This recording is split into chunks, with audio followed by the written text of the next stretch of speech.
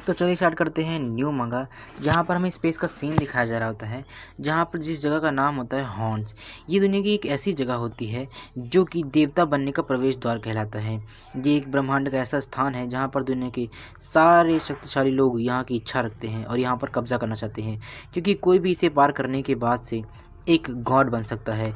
ये अंतिम प्रवेश द्वार है गॉड बनने के लिए, जहाँ पर आपको हज़ारों प्रकार की बोल्ट की बिजली को पार करना पड़ता है और तब कहीं जाकर के कोई भी एक इंसान अपनी सारी डिवाइन एनर्जी को इकट्ठा करके एक गॉड बन सकता है, अगर वह इस 1000 वोल्ट की बिजली का सामना कर लेता है। ये एक परीक्षण द्वार है। केवल एक डिवाइन एनर्जी के स्तर पर लेवल पर पहुंचने वाले प्राणी ही सिर्फ इस शक्तिशाली शक्ति को इकट्ठा कर सकते हैं और इस बिजली को सहन कर सकते हैं।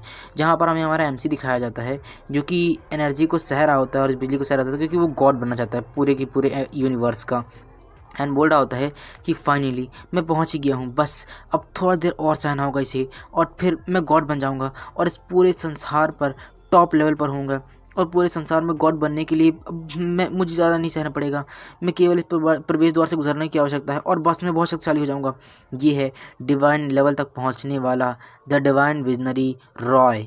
ये हॉर्न्स पर कब्जा करना और उस पर शासन करना चाहता है, इसीलिए ये यहाँ पर इस प्रवेश द्वार पर अंतिम परीक्षा से गुजर रहा है और चिल्ला रहा था कम ऑन, चलो भी अब ख़त्म भी हो, और कितना रह गया है परीक्षा करने के लिए। तभी हमें एक बंदा दिखाई जो उसके पीछे छुपा हुआ होता है एंड वो बंदा बोल रहा होता है कि रॉय, ऐसा लगता है कि तुम फाइनल गेटवे को चुनौती दे रहे हो और तुम यहाँ से चुनौती देने के बाद एक गॉड लेवल पे ताकतवर बन जाओगे और तुम्हारी डिवाइन एनर्जी इस डिवाइन लेवल पर पहुंचने के बाद अब तुम गॉड बनने वाले इस पूरे हॉर्न्स पर कब्जा कर लोगे। मैं जानता हूं, लेकिन मैं ऐसा नहीं होने दूंगा। तुमने कभी सोचा भी नहीं होगा कि मैं चुपके से आकर के तुम्हारी इस बोल्ट की छुपी हुई एनर्जी को पूरी तरीके से चुरा लूँगा और अपने पास छिपा कर ले जाऊँगा हमेशा हमेशा के लिए, ताकि मैं इस हॉर्न पर कब्जा कर सकूँ। बस एक बार तुम इस प्रवेश द्वार को पार कर लो, उसके बाद से मैं तुम्हारे अंदर की डिवाइन एनर्जी को निकाल कर अपने अंदर लगा लूँगा और तब मैं इस हॉर्न पर कब्जा कर सकूँगा। ये कोई और नहीं होता बल्कि इसका नाम होता है वॉइस मास्टर अनूठ, जो कि इस पे हमारे एमसी की एनर्जी को चुराना चाहता है। एंड मन में सोच रहा होता है, हमारा एमसी वहाँ पर अपने सारी परीक्षण को पास कर रहा होता है और ये मन सोच रहा होता है कि बस ये इस समय पूरी तरीके से अपनी एनर्जी को बढ़ाने और इस सह को सहने में लगा हुआ है। पूरी तरीके से कहूँ तो ये एकदम से ही असुरक्षित स्थान पर है। यहाँ पर मैं उससे हमला करके कब्जा कर सकता हूँ, लेकिन अगर मेरे हाथ से ये मौका निकल गया तो मैं दोबारा कभी नहीं कर पाऊँगा। दोहराने की घात इस समय अगर मैं अब उस पर हमला करता हूँ तो मैं हमेशा हमेशा के लिए उसकी डिवाइन एनर्जी अपने पास ले सकता हूँ कि मेरा आखिरी मौका है। यू बास्टर्ड, अब तुम मरने वाले हो, तुम्हारे टुकड़े टुकड़े कर दूंगा मैं। और वो एक ही बार में उसकी तलवार आर पार कर देता है दिल के। हमारा एमसी एकदम से उसके मुँह से खून पे खून निकल रहा होता है एंड यहाँ वो बोल रहा होता है वॉइस मास्टर कि अगर तुम नहीं मरते तो हॉर्न्स में सबसे शक्तिशाली मैं कैसे बन सकता था। अगर तुम मर जाओगे तो इस हॉर्न्स पर सबसे शक्तिशाली मैं होऊंगा, सबसे शक्तिशाली मुझे मार देगा। इसीलिए यहाँ पर हमारा एमसी एकदम से बोल रहा था कि व्हाट द हेल, और वो धड़ाक से नीचे गिर जाता है। बोलता है कि अनूठ, आखिर क्यों, आह, आह, कैसे, क्यों क्यों किया तुमने ऐसा आखिर। सो अनूठ बोलता है कि हाँ मैंने ये किया। मैं तुम्हारे चेहरे से बता सकता हूँ कि तुम्हें बिल्कुल भी उम्मीद नहीं थी कि मैं यहाँ पर आकर तुम पर इस तरीके से धोखे से हमला करके तुम्हारी एनर्जी चुराना चाहता हूँ, ताकि इस हॉर्न्स पर तुम नहीं बल्कि मैं कब्जा कर सकूँ। तुमने ऐसा सोचा भी नहीं होगा ना कि तुम्हें धोखा देने की मुझ में क्षमता भी है। तुम तो क्योंकि सबसे शक्तिशाली थे इसीलिए, है ना। तो बोलता है मानसी, यू बास्टर्ड, मैंने तुम पर इतना भरोसा किया। हाँ, तुम वॉइस मास्टर के पद से क्या खुश नहीं थे? तुमने मुझे धोखा क्यों दिया? लेकिन तभी उसका गला पकड़ लेता है एंड बोलता है कि हाँ मैंने ऐसा किया, इसीलिए किया क्योंकि मैं तुम्हारी जगह लेना चाहता था। मैं इस पूरी यूनिवर्स पर कब्जा करना चाहता था। तुम केवल अपनी इस डिवाइन एनर्जी और अपनी इस सोल की वजह से इतने ताकतवर थे, ना कि तुम अपनी किसी स्किल की वजह से। लेकिन मैं अपनी स्किल की बदौलत इतना ऊंचाई तक पहुंचा हूं। तुम जैसा रद्दी व्यक्ति अंत तक एक मास्टर बनने का नाटक करने में हर्ज ही क्या है। हाँ हाँ, तुम्हारे इस रद्दी व्यक्ति के लिए मैं कुछ भी कर सकता हूँ, क्योंकि मुझे ये स्तर चाहिए था। वो अपने हाथ में की को फॉर्म करता है और हमारे एमसी के दिल में एकदम से ही घुसेड़ देता है अपने हाथ को और बोलता है चिंता मत करो, अभी मर जाओ, फिर ये हॉर्न्स इस शरीर का अच्छा ख्याल रखेगा। तुम्हारा शरीर थोड़ी देर में सड़ गल कर ख़त्म हो जाएगा और मैं तुम्हारी इस डिवाइन एनर्जी को अच्छी तरीके से यूज करूँगा और पूरी दुनिया पर ख्याल रखूँगा।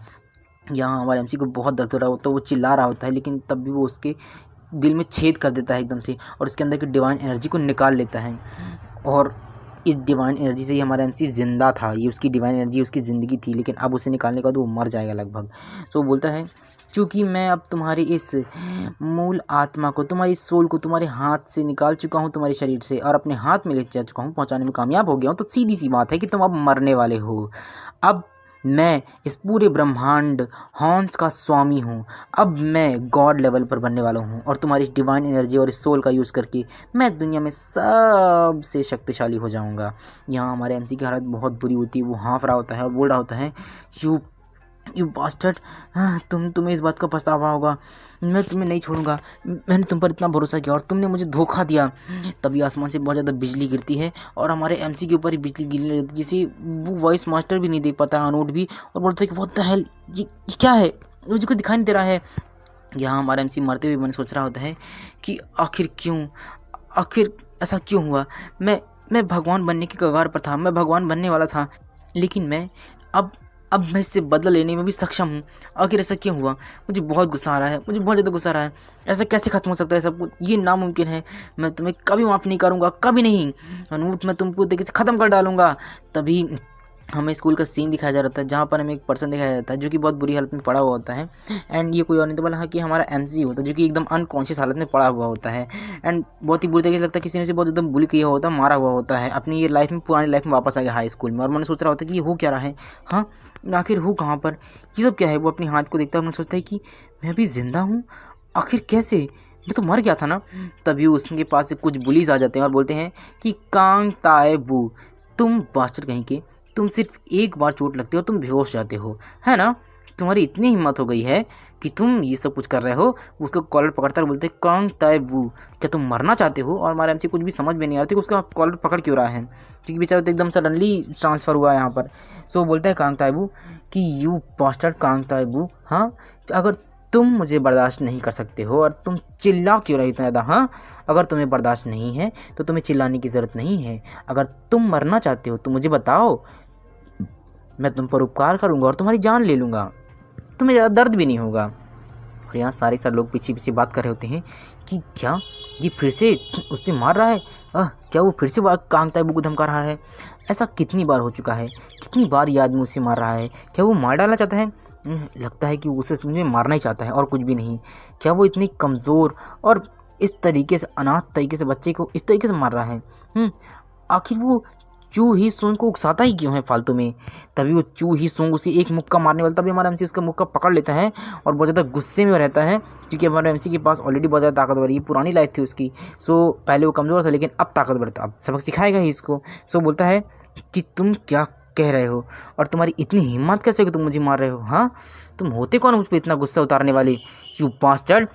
उसका हाथ पकड़ के तोड़ देता है पूरा का पूरा उसका हाथ, जिससे वो बहुत तेज चिल्लाता है ये सब कुछ क्या हो रहा है, मुझे बहुत दर्द हो रहा है। और वो हमारा एमसी उसे एक तरफ से फेंक देता है पूरी तरीके से और धड़ाक से जाकर के एक जगह पे गिरता है। तभी वो सारे सरल बोल लेते हैं कि व्हाट द हेल, ये क्या है, क्या उसने कांग ताइबू ने चूही सूंग को इस तरीके से फेंक दिया, लेकिन सुयोंग को इस तरीके से फेंक सकती है। क्या उसने सुयोंग को सचमुच में एक झटके में नीचे गिरा दिया, क्या वो कमीना, क्या सच में वो इतना ज़्यादा ताकतवर है, वो तो बहुत कमज़ोर था ना।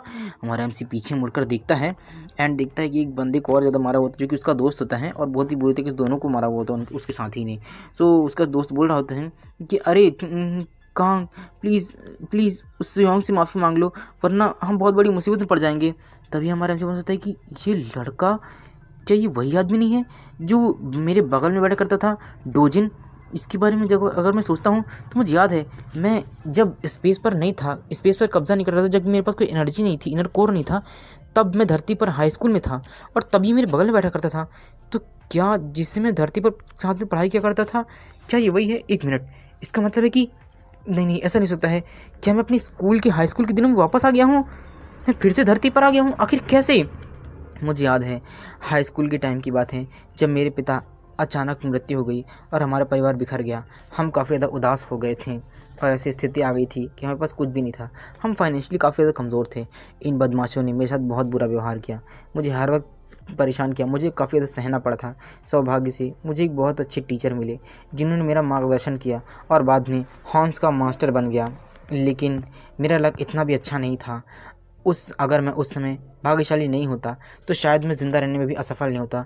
हर मनुष्य के पास उसके एक इनर कोर की एनर्जी होती है, अलग अलग तरह की एनर्जी जिसके साथ वो पैदा होता है। लेकिन काफ़ी लोग अपनी प्रैक्टिस से भी पुनर्जन्म ले लेते हैं और काफ़ी लोग अपनी इनर एनर्जी से भी पुनर्जन्म नहीं ले पाते हैं।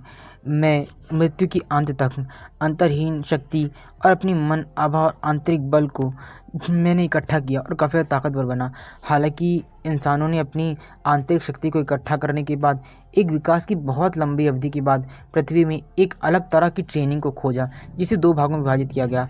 एक भाग औषधि यानी कि डिवाइन एनर्जी के साथ हीलिंग की पावर को देता था और दूसरा मार्शल आर्टिस्ट। ये हुए, इन दोनों को, एक को डॉक्टर और दूसरे को मार्शल आर्टिस्ट कहा जाता था। लेकिन मेरे पास दोनों में कोई एनर्जी नहीं थी। वे सभी जितने भी प्रैक्टिशनर थे वो सारे के सारे अलग अलग प्रकार के डिवाइन एनर्जी और एलिमेंट की शक्ति के साथ साथ उनकी कोर एनर्जी या फिर उनके कल्चरल में भी शामिल हुआ करते थे और वो उन्हीं के कल्चर के थे। लगभग जैसे अगर मैं कहूँ तो वाटर एलिमेंट वाटर कल्चर के होते थे, फायर एलिमेंट फायर कल्चर के होते थे और इसके अलावा एक और एनर्जी जिसे हम स्पेस या इलेक्ट्रिक एनर्जी बोलते हैं वह उन्हीं के कल्चर के होते थे। इन्हें 3 भागों में बांटा गया था और इनमें 1 से लेकर के 12 लेवल तक हुआ करते थे, जो कि अलग अलग तरीके से विभाजित हुआ करते थे। जो 12 लेवल तक पहुंच जाता था उसके पास डिवाइन एनर्जी आ जाती थी। मन में सोचा जा रहा होता है ये सारी हमारे एमसी की फ्लैशबैक लाइफ हुआ करती थी। अब वो यहाँ पर अपनी एनर्जी को इकट्ठा करते हुए मन सोच रहा होता है, क्योंकि मेरा प्रशिक्षण का मार्ग, मेरी ट्रेनिंग बहुत कठिन थी और बहुत उबड़-खाबड़ थी, इसीलिए मैं इस दुनिया में, भले ही मेरे पास कोई भी डिवाइन एनर्जी नहीं थी, इनर कोर नहीं था, लेकिन मेरे पास जो इनर कोर बचा हुआ था उससे मैंने बहुत हार्ड ट्रेनिंग की और मैंने एक बहुत ही ऊँचे स्तर पर अपने आप को मजबूत बनाया और अपना लेवल अप किया। मुझे यकीन नहीं था कि मैं उस अपनी डिवाइन एनर्जी के लेवल तक पहुंच पाऊंगा जिसके साथ मैं पैदा हुआ था। लेकिन सारे के सारे डॉक्टर और मार्शल आर्टिस्ट दोनों ही महारत मैंने हासिल की और उपलब्धियां हासिल की। अंत में मैं एक डिवाइन एनर्जी और भगवान बनने के प्रवेश द्वार पर खड़ा था, लेकिन मेरे अपने ही साथी ने मुझे धोखा दिया और अंत में मैं प्रवेश द्वार के लिए सिर्फ 1 कदम दूरी पर रह गया। अगर मैंने उस प्रवेश द्वार को पा लिया होता तो आज मेरी ऐसी हालत नहीं होती, लेकिन मैंने अन्य लोगों को दोहराते हुए देखा है और एक और रास्ता बनाया था। अब मैं उस रास्ते का इस्तेमाल करूंगा और उस मार्ग को चुनौती दूंगा जिससे मैं फिर से भगवान बन सकूंगा। मेरे लिए फिर से एक बार डिवाइन एनर्जी और भगवान बनने का रास्ता खुल गया है। वो एकदम से ही मन में खड़ा होता है और सोचता है कि जैसा कि उम्मीद थी, मैं अपनी इनर कोर को महसूस कर पा रहा हूँ और मेरी जो सोल एनर्जी है वो अभी सील बंद है, मुझे उसे किसी भी तरीके से तोड़ना ही होगा। वो अपनी एक आँख खोलता है, सोचता है मुझे जल्दी अपनी ऊर्जा को प्राप्त करना होगा और अपनी मूल एनर्जी को हासिल करना होगा, वरना इस मोहर को अब सिर्फ और सिर्फ हटाने की आवश्यकता है। बस एक बार हट जाए, उसके बाद मेरी सारी डिवाइन एनर्जी वापस आ जाएगी। क्योंकि मैं अपने पिछले समय में आ गया हूँ, इसलिए मुझे अपने पिता की मृत्यु के बारे में जो रहस्य है वो भी उजागर करना होगा। कि मेरे डैड की मौत हुई कैसे थी। हाँ, मुझे सब कुछ करना होगा। मैं उस कमीने से बदला लूँगा जिसने मेरे दिल में छुरा घोंपा था। यू बास्टर्ड, मैं तुम्हारे पास आ रहा हूँ वॉइस मास्टर, बस तुम इंतज़ार करो अनुज, मैं बहुत जल्द वापस आऊँगा। एक सचमुच में गॉड बन जाऊँगा और तब मैं तुम्हें दंड दूँगा और तुम जिसके हकदार हो मैं तुम्हें वही वापस करूँगा। तभी अपने दोस्त के पास जाने लगता और उस सियोंग को भी देखता है। मन सोचता है कि ये बास्टर्ड, और वो सियोंग बोलता है कि यू बास्टर्ड कहीं के, तुम्हारी इतनी हिम्मत। और यहाँ हमारे सियोंग सोच रहा होता है जो ही सियोंग, उसने मेरी पिछली ज़िंदगी में बहुत दुखदाई बना दिया था और बहुत कष्ट और तकलीफ़ दी थी, उसने मुझे बहुत बुली किया था। वो अपने दोस्त के पास जाता है, डोजिन के पास, और बोलता है कि मुझे उनसे कुछ भी सुनने की ज़रूरत नहीं है, समझ में आया ना, तुम उठो और चलो मेरे साथ। वो डोजिन बोलता है लेकिन फिर भी सोमारा से बोलता है कि हाँ, ये तुमने सही कहा कि ये वार्म अप के लिए बहुत ही अच्छा आइडिया है, मुझे थोड़ा सा वार्म अप करने की ज़रूरत है। वो सियोंग के पास जाता है एंड बोलता है कि यू बास्टर्ड, तुम्हारी इतनी हिम्मत, तुमने मुझ पर हाथ उठाया, हाँ, तुम कब तक इसी तरीके से नीचे गिरने वाले हो सियोंग? तुमने मुझे जितना मारा है ना, मैं तुम्हें उसका रीपे करने वाला हूँ, मुझे तुम्हें कुछ देने की ज़रूरत है। और यहाँ पे वो सियोंग बोलता है कि क्या तुम पागल हो गए हो, हाँ, कि मेरे सामने से हट जाओ वरना अच्छा नहीं होगा, मैं बता रहा हूँ। सो बोलता है कि आखिर डर क्यों रहे हो, हाँ, क्या तुम्हें डर लग रहा है सियोंग?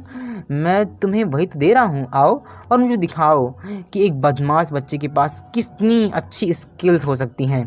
तभी वहाँ पर अपने दोस्तों को बुलाता है और बोलता है कि तुम वहाँ पर बेवकूफ़ों खड़े क्या हो, हाँ, उसे खड़े खड़े देख क्या रहो, पकड़ो उसे बेवकूफ़ वहीं के।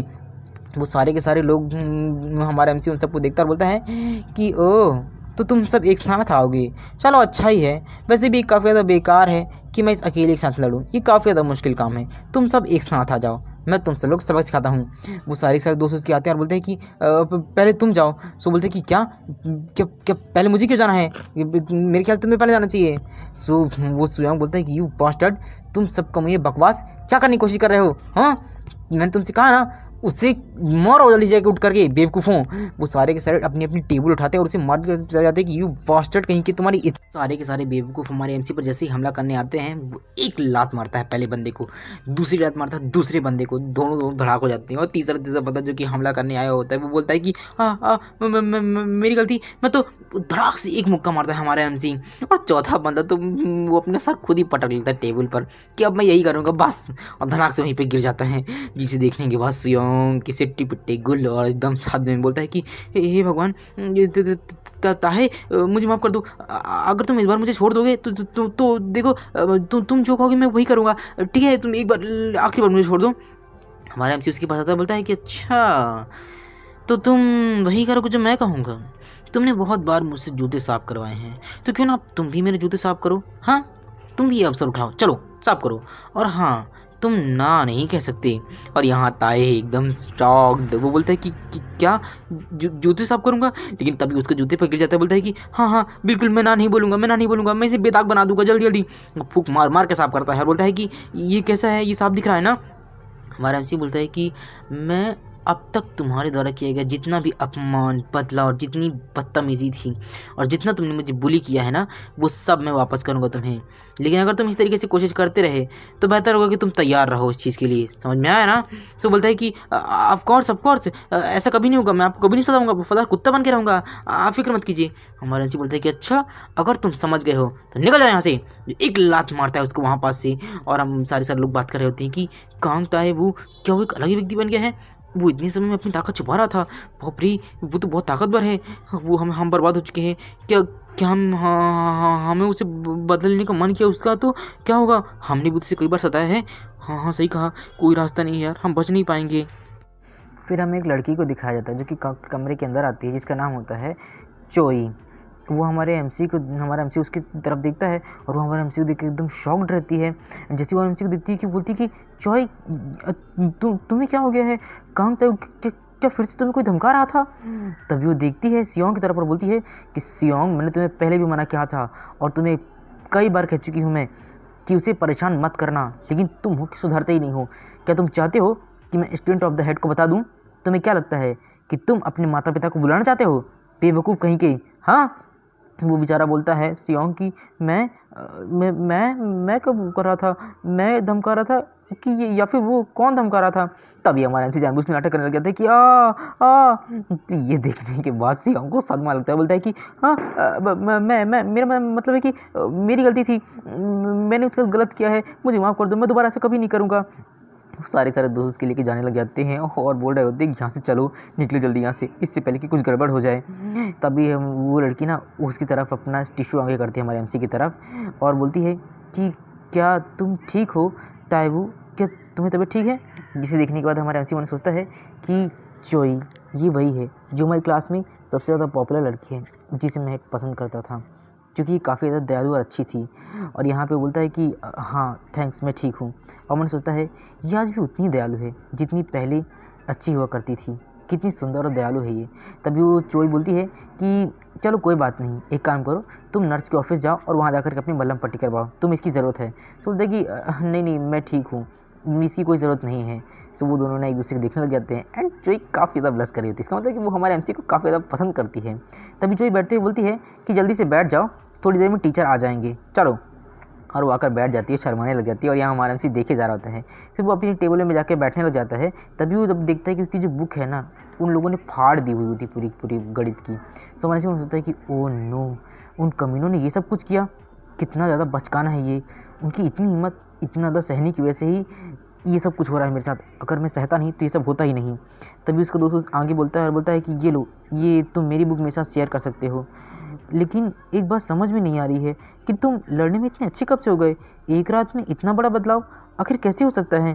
सो ये सुनने के बाद हमारा एमसी बोलता है कि तुम फिक्र मत कर डोजिन, आज के बाद से तुम्हें कोई भी परेशान नहीं करेगा, तुम्हें कोई कष्ट नहीं देगा, इसलिए अब तुम्हें चिंता करने की ज़रूरत नहीं है, थैंक्स। तभी वहाँ पर टीचर आता है और बोलता है कि अरे काम ताइबू तुम्हारी इतनी हिम्मत, हाँ कि तुमने क्लास में फिर से लड़ाई की, तुम्हें लड़ने की हिम्मत हो गई है, आओ यहाँ पर मेरे साथ। हमारा ऐसी मन सोचता है कि ये तो हमारा होमरूम टीचर है। मुझे याद है पहले भी ये बहुत हरामी हुआ करता था और हमेशा गुंडों के पक्ष को लिया करता था और कमज़ोर बच्चों को सताया करता था। ये भी उनमें से कुछ कम नहीं है, बेवजह हम लोगों को सताया करता था और ख़ास तौर पर मुझे परेशान किया करता था। भले वो लोग मुझे मारे लेकिन फिर भी सज़ा मुझे ही देता था। ये लगभग वैसा ही है जैसे ये पहला था, हरामी कहीं का। हाँ, मुझे याद है जब मैं पहले कमज़ोर था, वो लोग जब मुझे मारते थे उसके बाद भी क्लास में लड़ाई का नाम मेरे लग जाता था कि मैंने लड़ाई की है और सज़ा मुझे देता था ये। क्योंकि मैं अभी इस समय पर आया हुआ हूँ और मेरे पास ताकत है, लेकिन मैं फिर भी कुछ नहीं कर सकता। मुझे ज़्यादा समस्या पैदा नहीं करनी है, ना ही कोई गलती करनी है, वरना बहुत बड़ी मुसीबत हो सकती है। तब भी टीचर उसे बाहर लेकर आता है, बोलता है कि मैं तुम्हें कितनी बार कह चुका हूँ कांग तायबू, क्या तुम्हें समझ में नहीं आता है? हाँ, तुम एक बार पकड़े गए हो, अब मैं तुम्हें बाहर निकलवा दूंगा। अगर तुम एक बार और कुछ करोगे तो बेवकूफ़ कहीं का। और वहाँ से चला जाता है। यहाँ हमारा एमसी उसे देखकर कुछ भी नहीं बोल पा रहा होता है और कॉरिडोर में बाहर खड़े होकर सब कुछ देखे जा रहा होता है और मन सोच रहा होता है कि ये टीचर, ये सब कुछ, जितना ज़्यादा कमज़ोर लोग हैं उतने ज़्यादा लोगों को परेशान करते हैं। मुझे मालूम है कि यहाँ कमज़ोर की कोई औकात नहीं है। मुझे अपनी पुरानी बातें याद आ रही हैं कि जब मैं हॉर्न्स की अंतिम परीक्षा में असफल रहा, मैं पास होने ही वाला था, भगवान बनने ही वाला था उस हॉर्न्स यूनिवर्स के स्थान पर, लेकिन कोई फ़ायदा नहीं हुआ। मैं हॉर्न्स में असफल रहा, मैंने अपने पिता के सारे सुराग खो दिए। मुझे याद है जब मेरे पिता का निधन हो गया था, मेरी माँ मुझे शंघाई ले गई थी और वहाँ मुझे छिपा दिया ताकि कोई समस्या ना हो। हमने बड़ी मुश्किल से सर्वाइव किया था। मैं भाग्यशाली रहा और मैंने हालांकि संयोग से टेस्ट के बारे में पता किया, जहाँ पर हॉर्न्स के बारे में जानकर मैंने काफ़ी और जानकारी इकट्ठा किया और मुझे पता चला कि हॉर्न्स के मार्ग में मैं उसके बारे में मुझे सुनने को मिला जहाँ हम गॉड बन सकते हैं। बहुत कठिनाई के बाद मैं टॉप पर पहुँचा और हॉर्न्स का रास्ता पाया और आखिरकार मैंने वो सब कुछ हासिल कर दिया। और एक दिन मैं एक जगह पर पहुँच गया, हॉर्न्स के उस स्थान पर जहाँ मैं भगवान बनने वाला था, और संयोग से मुझे अपने पिता की मृत्यु का सुराग भी मिलने वाला था। और बोलता है कि क्या ये मेरी डैड की ऊर्जा हो सकती है, उनकी डिवाइन एनर्जी? हाँ, लेकिन इससे पहले मैं सारे सुराग खोज पाता, मैंने पूरी की पूरी इस परीक्षा का सामना करना पड़ा और उस कमीने अनुत की वजह से ये सब बकवास ख़त्म हो गया। उस वॉइस मास्टर ने मुझे धोखा दिया और ना ही मैं अपने डैड का सुराग खो पाया और ना ही मैं कुछ और कर पाया। मुझे बहुत गुस्सा आ रहा है, मन सोचे जा रहा होता है कॉरिडोर में खड़े खड़े, ये सब सोचना ही कि मेरे लक्ष्य सामने होते हुए भी मैं असफल हो गया, कितना ख़राब है। जब जब मैं इसके बारे में सोचता हूँ कि मेरे पिता की मौत की व्यक्ति को मैं ढूंढ पाऊंगा तो मुझे बहुत गुस्सा आता है। मैं सब कुछ करने में असफल रहा, मुझे अपने पिता की मौत को जल्दी से जल्दी ढूंढना होगा, इसीलिए मुझे मजबूत बनना होगा, मुझे बहुत ज़्यादा मजबूत बनने की ज़रूरत है। तभी वो नीचे दिखता है और मैं सोचता है कि ये क्या है, क्योंकि कुछ लोग नीचे से आ रहे होते हैं और ये बंदे कोई और नहीं होते बल्कि गैंगस्टर टाइप के होते हैं स्कूल में, जिसका नाम होता है हा तायोंग। ये एक मेडिकल आर्टिस्ट होता है जिसके 4 स्टार होते हैं और ये हा फैमिली से आता है जो कि काफ़ी ज़्यादा रिच फैमिली है, जिसे देखने के बाद हमारा मन सोचता है कि ये तो हा तायोंग है जो कि हा फैमिली से आता है, जो काफ़ी ज़्यादा मजबूत और ताकतवर फैमिली है। मुझे इसके बारे में पता है, ये भी मुझे बहुत परेशान करता था। यहाँ हमारे एमसी को अपना फ्लैशबैक याद आ रहा होता है जब उसके डैड उसके दोस्त से मिलने के लिए गए होते हाफ फैमिली से, क्योंकि उसके दोस्त का हाफ फैमिली से काफ़ी ज़्यादा संबंध अच्छा था उसके डैड का, और उन दोनों के दोस्त की इतनी आदत थी कि उनकी जो बेटी थी उनकी शादी भी होने वाली थी। तो बता रहा होता है कि बहुत समय पहले मेरे पिता हा जंग ओ के साथ अच्छे संबंध रखते थे और उन्होंने हा यून जी के साथ मेरे बीच विवाह भी तय कर दिया था, क्योंकि हम काफ़ी छोटे और साथ में रहा करते थे। लेकिन जब मेरे डैड की मृत्यु हो गई तब उन्होंने एक तरफ़ा और अचानक से ही मेरी तरफ से सारे रिश्ते तोड़ दिए और सगाई रद्द कर दी, क्योंकि मेरे डैड ख़त्म हो चुके थे। और हा फैमिली के एक मेंबर ने आकर के, यानी कि हा योंग ने आकर के सारे रिश्ते को तोड़ दिया था और बोलता है कि जब तक मैं तुमसे अच्छा व्यवहार कर रहा हूँ, इन डिवोर्स पेपर पर साइन करो और चलते बनो, वरना। और यहाँ पर वो बता रहा होता है कि हा योंग जिन, जो कि जिससे मेरी सगाई होने वाली थी, यूजिन और मैं अभी भी एक दूसरे को पसंद करते थे और वह मुझसे मिलने भी आई थी, लेकिन मैं हा योंग के किसी भी पीड़न को सह नहीं पाया। जितना उसने मारा, मुझे पीटा था और जितना मुझे उसने प्रताड़ना दी थी, उसके बाद से मैं मजबूर हो गया उस कागज़ पर हस्ताक्षर करने के लिए और मैंने सिग्नेचर कर दिए। हालांकि हा परिवार इससे भी संतुष्ट नहीं हुआ था, उसने बीच रास्ते पर मुझे बहुत बुरी तरीके से मारा था। अपनी प्रतिष्ठा बचाने के लिए हा परिवार ने सबके सामने मुझे अपमानित किया और बहुत बुरी तरीके से मारना शुरू कर दिया था। यहाँ हमारे से बोल रहा होता है कि मुझे जाने दो, मैंने कहा ना, तुम्हारी कहने के अनुसार मैंने सिग्नेचर कर दिया है। सो बोलता है हायोंग कि तुम जैसा एक घिलौना, कमज़ोर, गरीब टाइप का व्यक्ति, तुम्हारी हिम्मत कैसे कि तुम अपनी जगह भी नहीं, तुम्हारी औकात क्या है? हाँ, और तुमने हम जैसे हाँ परिवार की फैमिली से की महिला से एक शादी करने का सपना देख लिया। तुम्हारी हिम्मत कैसे हुई ऐसा करने की? और उसे तब तक मारो जब तक वो मर ना जाए। और बहुत बुरी तरीके से हमारे एमसी को मारा हुआ था। तभी वो हायोंग बोलता है कि यदि तुम लोग अपनी औकात याद नहीं याद रखते और अपनी औकात भूल जाते हो तो तुम लोगों को अपनी औकात याद दिलानी पड़ती है। इसलिए सब लोग अपनी अपनी लिमिट में रहो। सभी लोग अच्छी तरीके से देख लो, समझ में आया ना? सारे के सारे लोग उस पर मजाक बना रहे होते हैं कि इस आदमी की हिम्मत कैसे हुई, इतना कमज़ोर और बेकार आदमी। हाँ, तुम हाँ परिवार से रिश्ता बनाओगे? उसने हाँ यूं के लिए इतनी हिम्मत कैसे की? वो इतना अहंकारी और मूर्ख हो गया है। हमारे एमसी की हालत बहुत बुरी होती है। हमारा एमसी बता रहा होता है कि मैं सारे के सारे छात्रों के सामने हंसी का पात्र बन गया और सारे लोग मुझ पर बस हंसते रहे। मैं एक मजाक बन गया सिर्फ हाँ इस योंग की वजह से। और उसे बहुत ज़्यादा गुस्सा रहा था अपना फ्लैशबैक याद करके और बोल रहा होता है कि हालांकि वो पुरानी बात है और वो अपनी इनर की को निकाल रहा होता है, जितनी भी उसकी एनर्जी होती है गुस्से के कारण। उसकी आंखें एकदम लाल पड़ गई होती है और बोल रहा होता है कि अब मैं वो कमज़ोर और बेकार व्यक्ति नहीं रह गया हूँ जो पहले था। अब मैं बहुत ताकतवर हो गया हूँ हायोंग, इसलिए अब मैं तुम्हें सबक सिखाऊंगा। ये वही समय है जब हायोंग मुझे मारने के लिए आया था और पूरे स्कूल के सामने उसने मुझे बेइज्जत किया था। और हायोंग यहाँ इसे ढूंढ रहा होता है कि तुम सब लोग जाओ और कांग तायू को पकड़ो। उसकी हिम्मत कैसे हुई कि उसने ये सब कुछ किया? हाँ, वो हाँ परिवार से रिश्ता जोड़ेगा। हम उसका चेहरा इतना बदल देंगे कि वो शादी कभी बात भी नहीं करेगा। उसकी हिम्मत कैसे हुई सब कुछ करने की? वो अपनी औकात भूल गया, उसे उसकी औकात याद दिलानी होगी। तभी हमारा एमसी उसके सामने आता है, बोलता है कि क्या, कौन क्या करने वाला है?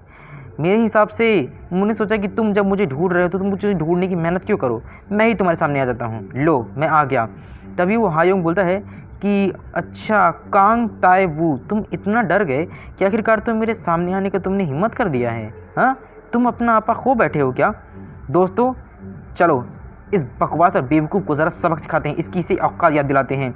सारे के सारे लोग उसे घेर लेते हैं क्योंकि ये सारे लोग गुंडे हैं और गैंगस्टर बन के अकेले एक व्यक्ति पर हमला करते हैं, इसलिए हमारा कमज़ोर पड़ जाता है। और यहाँ पे सारे लोग बातें कर रहे थे स्टूडेंट्स की, अरे क्या चल रहा है? दूसरा बोलता है कि अरे क्या तुम्हें नहीं पता है कि हाँ परिवार ये वही लोग हैं? मुझे आश्चर्य है कि वो हमारे स्कूल में क्या हुए हैं। ये तो मनोभा ग्रुप है ना? हाँ, लेकिन क्या वो लड़का क्लास 3 का कांग ताए वो नहीं है? उसे इस तरीके से क्या कर दिया उसने कि हाँ परिवार को नाराज़ कर दिया? कौन जानता है, चलो देखते हैं। तभी वो हाँ यूं बोलता है कि उस हरामखोर को इतना बुरी तरीके से मारो कि उसका दोबारा चेहरा याद तक ना रहे, मार डालो उसे।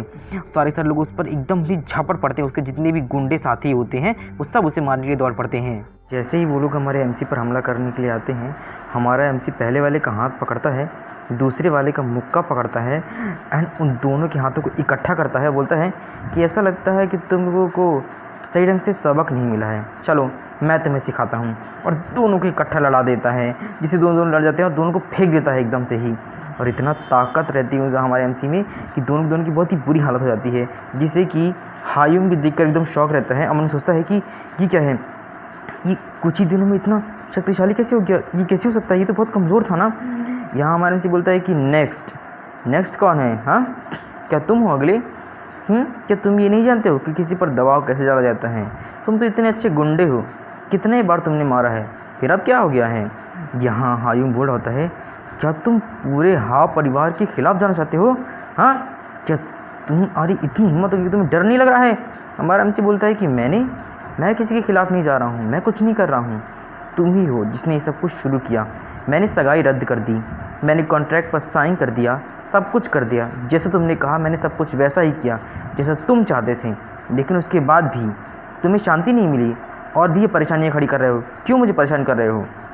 खैर, इस बात से मुझे एक बात का पता तो ज़रूर चल गया है कि जिस तरीके से तुम कपड़े बदलते हो उस तरीके से तुम्हारा परिवार मन बदलता है। बहुत ही घटिया परिवार है। अच्छा वो जो मेरा रिश्ता पहले टूट गया। ये सुनने के बाद सब लोगों को एक नई ब्रेकिंग न्यूज़ सुनने को मिलती है, हमारे एमसी की सगाई का राज जो ये लोग तोड़ने के लिए आए थे। सारे लोग बात करने जाते हैं कि अरे ये क्या है, सगाई?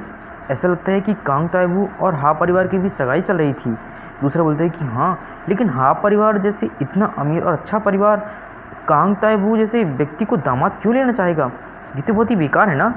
हाँ, यूँ तो बहुत ज़्यादा शौक लगता है कि जो राज छुपाने के लिए इससे मारने आया, लड़ने आया है, वही राज सबके सामने आ रहा है। इसलिए बोल रहा होता है चिढ़ करके, क्या तुम पागल हो? कांग ताएवू अपना मुंह बंद रखो, अपनी जुबान संभालो, क्या बकवास कर रहे हो तुम? तुम्हारी हिम्मत कैसे हुई मिस के बारे में ऐसे बात करने की? अपने जुनून को परिवार की सगाई के बारे में पेश कर रहे हो? हाँ, तुम जानते क्या हो परिवार के बारे में? और तुम इसे इस तरह दिखा रहे हो कि हमारी सगाई होने वाली है। तुम्हारे जुनून जैसे हमारे परिवार का कोई संबंध नहीं है। तुम क्या सबूत है तुम्हारे पास आगे इस बात का?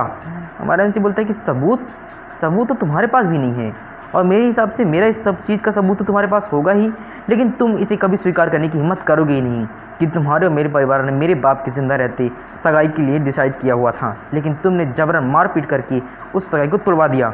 ये सुनने के बाद कांगता बोलता है कि ये सब बकवास हैं, ये बकवास बकवास मत करो, ऐसा कुछ भी नहीं है, समझ में आया ना? और तुम्हें क्या लगता है कि तुम ये सब बकवास उगलोगे और जोर दोगे तो क्या तुम्हारे हिसाब से चीज़ें चल जाएंगी? नहीं, चीज़ें तुम्हारे हिसाब से कभी नहीं होंगी, समझ में आया ना? वो चिल्लाता है कि ख़त्म कर दो इस हरामखोर को, इसकी इतनी हिम्मत। और वो सारे लोग हमारे एमसी के ऊपर टूट पड़ते हैं, लेकिन हमारा एमसी ठहरा इतना ताकतवर और लड़ने में एक मार्शल आर्टिस्ट, वो इन मामूली लड़के और मेडिकल स्टूडेंट से कैसे जीत सकते हैं? तो हमारा एमसी एक एक करके सबको लात मारता है, मुक्का मारता है, और सारे के सारे जितने भी लोग होते हैं ना उन सबको एक ही बार में ढेर कर देता है पूरी तरीके से। जिसे देखने के बाद हायुंग भी एकदम शौक रहता है कि ये सब क्या है, कांग ताई वो ये मार्शल आर्ट कैसे जानता है, इतना ताकतवर कैसे हो गया, ये जिसे मैं जानता हूँ क्या ये वही है? और यहाँ वाले जी बोलता है कि आओ अब देखते हैं अगला कौन है। और क्या कहा तुमने कि क्या नहीं हो सकता है? ऐसा क्यों नहीं हो सकता है? तुम कह रहे हो ये सब करने से पहले क्या तुमने मेरी जांच नहीं की थी? हाँ, कि मैं कितना ताकतवर हूँ? और तुम अपने परिवार के मुखिया को ये कैसे समझाओगे कि मैं इतना ताकतवर हो गया हूँ, और कैसे मैं कितना कमज़ोर था और कितना ताकतवर हो गया, और क्या क्या हुआ? समझा पाओगे कि तुम मुझसे पिट कर आ गए?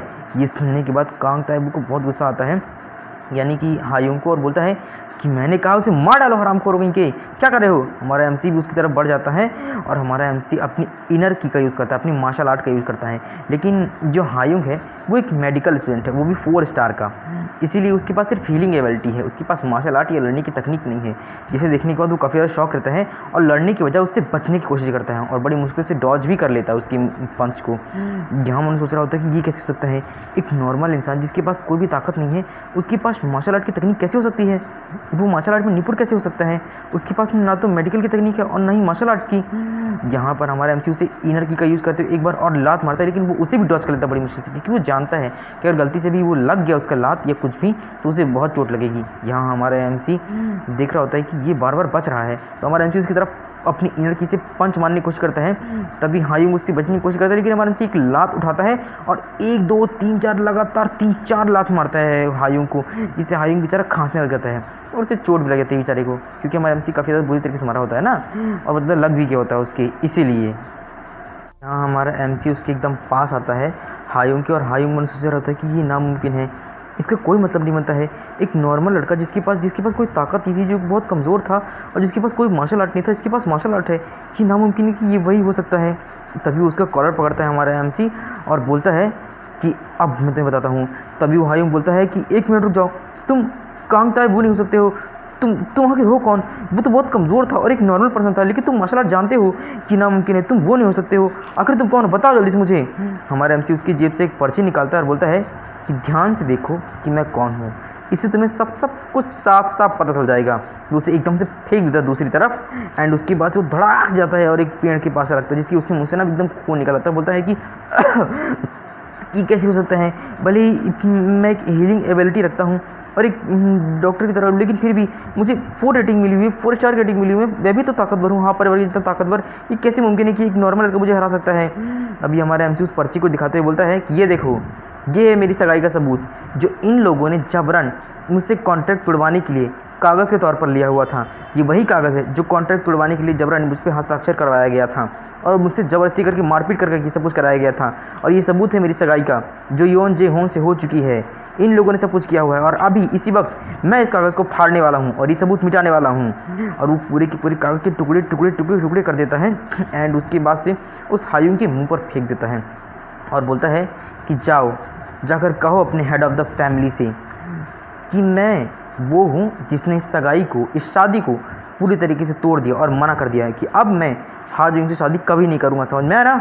हाँ, तुम शादी क्या तोड़ोगे, मैं तोड़ता हूँ शादी, अब दोबारा मेरे पास कभी दिखाई मत देना बेवकूफ़। यहाँ वो बेचारा हायुंग इतना गुस्सा हो रहा होता है, बिकॉज वो इतना अच्छी स्टेटस वाली फैमिली से था, वो मना कर सकता है, लेकिन सामने वाला खुद इतनी बेइज्जती करके उसे मना करा तो उसे बिल्कुल बहुत ज़्यादा गुस्सा आ रहा होता है। मुझे सोच रहा होता है कांग ताई वो तुम ऐसे कभी नहीं करने दूंगा, तुम इससे कभी नहीं बच पाओगे, मैं तुम्हें नहीं छोड़ूंगा। एक बंदा उसके पास आता है, लेकिन उस बंदे को हटा देता, दूर हट यहाँ से बेवकूफ़ कहीं के, तुम निकम्मे कहीं के, हट जाओ मेरा से, दूर हो जाओ मुझसे। और उसे दूर भगा देता है। और यहाँ सारे लोग बातें कर रहे थे कि क्या ये सही है, ओ माय गॉड। और यहाँ पे हमारा एमसी दिखाया था हमें, जो कि घर आ गया होता है। एंड घर आने के बाद बोलता है कि मॉम मैं आ गया घर। और मैंने सोच रहा होता है कि मैंने कभी नहीं सोचा था कि मैं दोबारा अपनी माँ को देख भी पाऊँगा। वो सारी पुरानी बातें याद हो गई। अच्छा हुआ ये सब कुछ, मुझे काफ़ी अच्छा लग रहा है। और अब मैं अपनी मॉम की रक्षा भी कर पाऊँगा, क्योंकि मैं काफ़ी ज़्यादा ताकतवर हो गया हूँ। उसकी मॉम बोलती है कि ओह ताइबू, तुम घर आ गए हो, जाओ जाकर नहा लो और खाना खा लो, ठीक है, मैंने खाना रेडी कर दिया है, जल्दी जाओ। हमारे एमसी की मॉम जैसे ही उसका हाथ देखती है कि उसके हाथ पे काफ़ी ज़्यादा चोट लगी हुई है, वो बहुत ज़्यादा परेशान हो जाती है। बोलती है कि तुम्हारे हाथ को क्या हो गया है, क्या फिर से तुम्हें किसी ने परेशान किया, तुम्हारे साथ झगड़ा हुआ, क्या क्या हुआ आखिर, मुझे बताओ क्या हो गया आखिर। क्योंकि हमारे एमसी की मॉम जानती है कि जब से उसके डैड ख़त्म हो गए ना, तब से हर कोई उसे परेशान करता है, मारता पीटता है, और हर बार चोट लगती रहती है उसे, इसलिए बेचारी परेशान होती है। और बोलती है कि आखिर तुम्हें क्या हो गया है, मैंने तुमसे कहा था ना कि धैर्य रखना और अपने उन दोस्तों के साथ मत रहना जो तुम्हें परेशान करते हैं, तुम माँ की बात क्यों नहीं सुनती हो आखिर। तो बेचारी हर बार बहुत ज़्यादा परेशान रहती है, चिंता करने लग जाती है, क्योंकि हमारे एमसी को हर बार हर कोई मारता है और मारपीट खाकर चला आता है धैर्य रखते रखते। तो हमारा एमसी बोलता है कि माँ अगर हम पीछे हट जाएंगे तो हमें और नीची नज़रों से देखेंगे, और हम लोग जितने ज़्यादा बचने की कोशिश करेंगे, जितना ज़्यादा चुप रहेंगे, वो लोग उतना ही हमें परेशान करते जाएंगे। मुझे कुछ सम्मान पाने के लिए, कुछ कोशिश करने के लिए कुछ ना कुछ तो करना ही होगा ना। हम कब तक ऐसे सहते रहेंगे, जब तक हम सहते रहेंगे वो लोग हमें और ज़्यादा परेशान करते रहेंगे, इसलिए आप रोइए मत। वो उसकी आंसू पोंछ रहा होता है। उसकी मॉम बोलती है कि बाकी बच्चों से तुम अलग हो, तुम मेरे पास, और तुम्हारे अलावा मेरे पास कुछ नहीं है, मेरे पास तुम्हारे नाम के लिए और कुछ नहीं, और अगर तुम्हें कुछ हो गया तो मैं अपना ख्याल कैसे रख पाऊंगी, मैं मर जाऊंगी, नहीं ऐसा नहीं हो सकता है। और स्वर्ग में तुम्हारे पिताजी, मैं उसका सामना कैसे करूंगी बताओ। ये सुनने के बाद हमारा एमसी उसे अपनी उसकी मॉम को बैठाता है और बोलता है कि शांत हो जाइए, प्लीज़ शांत हो जाइए। मैंने अब तक वैसा ही किया जैसा आपने मुझे बताया था, मैंने धैर्य रखा, खुद को रोका। जब जब आपने मुझे कहा, मैं किसी से नहीं लड़ा, हर किसी से मार खाकर शांति से आता रहा, लेकिन क्या हुआ, कुछ भी नहीं। हर बार लोग मुझे मारते, मार खा के आता, मैं दर्द सहता और कुछ भी नहीं। आप हर बार रोती और मलहम लगाती हर बार की तरह, ना तो वो सुइयों और ना ही चोही सुई और ना ही कोई हा परिवार अब मुझे अकेला छोड़ रहा है। चाहे मैं कितना भी सहता रहूं, चुप रहूं, हम जितना चुप रहेंगे वो लोग उतने ही परेशान करते रहेंगे हमें। क्या अब तक चुप रहने पर हमें किसी ने छोड़ा नहीं ना। लोग ऐसे ही अधिक ज़्यादा पागल होते चले जाएंगे। अगर हम उनकी इच्छा अनुसार उन्हें परेशान कर पाते हैं तो वो हमें और ज़्यादा परेशान करने लगेंगे। इसीलिए अब मैं और नहीं सह सकता माँ। उसकी माँ उदास जाती है और बोलती है कि ये सब मेरी गलती है कि मैं तुम्हारी रक्षा करने में असमर्थ हूँ। मैं कुछ नहीं कर सकी, तुम्हारे डैड के जाने के बाद मैं कुछ भी नहीं कर सकी तुम्हारे लिए, और वो तुम्हें इस तरीके से दुख दे रहे हैं। ये सुनने को तो बोलता है कि नहीं मॉम, ये आपकी गलती नहीं है, आपकी कोई गलती नहीं है, आपने क्या गलत किया, कुछ भी नहीं। अब मैं वो काम था वो नहीं रह गया हूँ जो पहले हुआ करता था, अब मैं बहुत ताकतवर हूँ, अब मैं कंफर्म करूँगा कि हमें कोई दुख ना दे सके। ये सुनने के बाद उसकी मॉम बोलती कि आखिर कैसे, तुम ही कैसे करोगे, हाँ तुम्हें मालूम भी है कि तुम्हें कुछ नहीं आता है, यहाँ तक कि तुम्हारे लिए स्कूल में एडमिशन दिलाना भी तुम्हारे डैड के जाने के बाद बहुत मुश्किल हो गया था, घर का चलाना मुश्किल हो गया, घर चलाने के लिए बहुत मेहनत करनी पड़ती मुझे, बड़ी मुश्किल से तुम्हें स्कूल में दाखिला दिलवाया है, और अब तुम अगर कुछ करोगे तो स्कूल से निकल जाओगे तो क्या होगा, कहाँ से आएंगे इतने पैसे। मुझे कुछ ज़्यादा नहीं चाहिए, मैं बस इतना चाहती हूँ कि तुम्हें कोई परेशान ना करे और तुम अच्छे से ग्रेजुएट हो जाओ प्लीज़। ये सुनने के बाद वो बोलता है कि आप फिक्र मत कीजिए मॉम, जैसा कि मैंने पहले भी कहा था कि मैं अपने डैड का बेटा हूँ, इसलिए आप टेंशन मत लीजिए। जीवन जीना अब पहले मेरे लिए मुश्किल हुआ करता था, लेकिन अब मैं बहुत ताकतवर हो गया हूँ, अब मेरे लिए जीवन जीना बहुत ज़्यादा आसान है, और अब मैं हमारी एक लग्जीरियस लाइफ होगी। और पिताजी को रास्ते में जिस किसी ने भी मार डाला था ना हमला करके, मैं उसे भी पता करूँगा और उसे सज़ा दूंगा, आप फिक्र मत कीजिए। रास्ते पर मेरे डैड को मारा था ना, तो मैं उसे भी वैसे ही मौत दूंगा मॉम। यहाँ हमारे एमसी की मॉम ये बात सुनकर काफ़ी ज़्यादा शॉक्ड रहती हैं कि उसे उसके डैड की मौत के बारे में कैसे पता। सो पूछती कि तुम्हें कैसे पता चला तुम्हारे डैड की मौत के बारे में, और तुम्हें ये बात किसने बताई। सो हमारा एमसी बोलता है कि मॉम अब मैं बड़ा हो गया हूँ और डैड की मौत के राज का जानना चाहता हूँ, क्या कि उनके पीछे उनकी मौत की सच्चाई है क्या। प्लीज़ इस राज से पर्दा उठाइए और बताइए ये सारी सच्चाई, मैं जानना चाहता हूँ ताकि मैं उसका बदला ले सकूँ। मुझे जानना है मॉम, आखिर क्या हुआ था। सो उसकी मॉम बोलती है कि आई एम सॉरी बेटा, मैं तुम्हें कुछ भी नहीं बता सकती हूँ।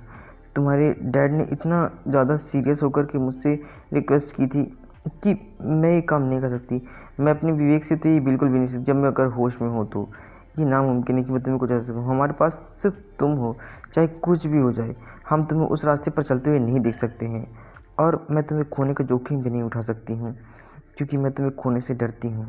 इसीलिए प्लीज़ बदले लेने पर ध्यान मत दो, ठीक है? और चुपचाप स्कूल जाओ, पढ़ाई करो, अच्छे से काम करो, ताकि तुम कुछ बन सको। भूल जाओ उन सब बातों को जो कुछ भी हुआ है। हमारे जीवन सोचते हैं कि चाहे मैं चाहे जो कुछ कहूँ, जो कुछ करने की कोशिश करूँ, वो अपना मन नहीं बदलेंगी। वो किसी भी कीमत पर मुझे खोने से डरने की वजह से अपने राज को छुपाए हुए हैं। फ़िलहाल छोड़ते हैं इस बात को। मुझे खुद ही पता लगाना होगा कि आखिर मेरे डैड की मौत का राज है क्या। इसीलिए मुझे अपनी स्किल को सुधार में काम करना होगा, जिससे किसी भी तरीके से मैं ये बात पता लगा सकूं और अपने दुश्मनों से बदला ले सकूं। इसलिए सबसे पहले मुझे अपने आप पर ध्यान देना होगा और ताकतवर बनना होगा। सो बोलता है कि ओके मॉम, अगर आप नहीं बताना चाहती तो कोई बात नहीं। उसकी मॉम अपने आंसू पोंछते हुए बोलती है कि ऐसा नहीं है कि मुझे तुम पर विश्वास नहीं है या मैं तुम पर विश्वास नहीं करती हूँ। ऐसा इसलिए क्योंकि केवल हम दोनों ही बचे हैं और मैं तुम्हें खोना नहीं चाहती हूँ। अगर तुम्हें कुछ हो गया तो मैं क्या करूँगी? हमारा एमसी बोलता है कि मैं समझता हूँ मॉम, मैं समझ गया हूँ, ठीक है। अगर आप चाहती हैं कि आप नहीं बताना चाहती है, फिर आपको डर लग रहा है, कुछ भी है, तो आप मत बताइए। अब से मैं बहुत ज़्यादा मेहनत करूँगा, पढ़ाई करूँगा और कुछ बनकर दिखाऊँगा आपके लिए और सब कुछ सही कर दूँगा, ठीक है? आपको कोई दुःख नहीं होगा, इसलिए अब आपको चिंता करने की ज़रूरत नहीं है, ठीक है? सो वो तुरंत बोलती है उसकी मॉम कि ओके, मैं तुम पर विश्वास करती हूँ। सो वो हमसे बोलता है कि हाँ, हालाँकि इससे मुझे थोड़ा-सा दुःख ज़रूर होगा। खैर छोड़िए, हो गया। क्या इससे कोई फ़र्क नहीं पड़ता है। वैसे मुझे उबले हुए आलू खाना है, काफ़ी समय हो गया उसे मुझे खाए हुए। तो क्या आप मुझे फ्राइड राइस बना कर दे सकती हैं? क्या आप मेरे लिए कुछ बना सकती हैं मॉम प्लीज़? सो उसकी ये सुनने के बाद तो हमारे एमसी की मॉम काफ़ी ज़्यादा शॉक्ड थी, बिकॉज़ उसके हिसाब से, उसकी मॉम के हिसाब से तो वो हमेशा ही उसके सामने रहा है। लेकिन अब हमारा एमसी काफ़ी समय के बाद अपनी मॉम के पास आया है, तो ये बात तो थोड़ी समझ में आ रही है। तो उसकी मॉम बोलती है कि क्या मतलब है तुम्हारा? क्या कह रहे हो काफ़ी समय हो गया है? तुम तो कल ही तुमने फ्राइड राइस खाए हुए थे, हाँ? उबले हुए आलू और बहुत सारी चीज़ें। तो तुम ऐसे कैसे कर सकते हो? क्या तुम सचमुच ही नहीं खाना चाहते हो? ठीक है, मैं बनाऊँगी, लेकिन तुमने कल ही तो खाया था। तो तुम ऐसा क्यों कह रहे हो कि जैसे कि कितना समय हो गया, जैसे तुम कितने समय बाद मुझे मिल रहे हो?